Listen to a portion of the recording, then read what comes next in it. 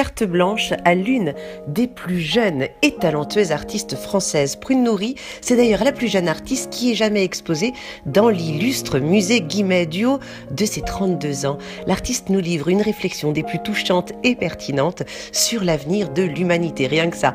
Alors, pour ceux qui connaissent déjà Prune Nourry, eh bien rassurez-vous parce que vous pourrez admirer l'une de ses œuvres phares, à savoir ses Terracotta Daughters.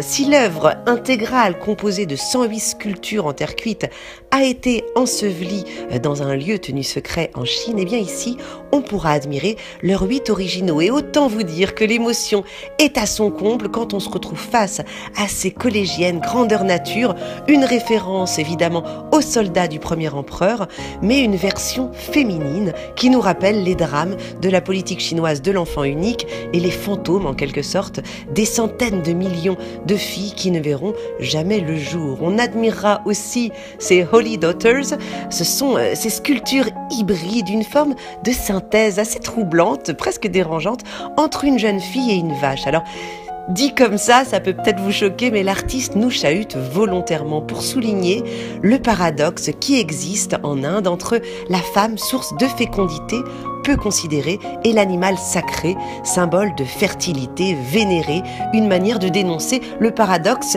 qu'il y a à sacraliser la vache au détriment d'une petite fille appelée à devenir mère un jour. Alors, d'habitude ici, les cartes blanches à l'art contemporain sont cantonnées à la coupole, au 4e et dernier étage du musée. L'artiste Prune Nourry ne déroge pas à la règle en installant ici une tête de Bouddha colossale de plus de 3 mètres de haut, plantée de milliers de bâtons d'encens comme autant d'aiguilles réparatrices.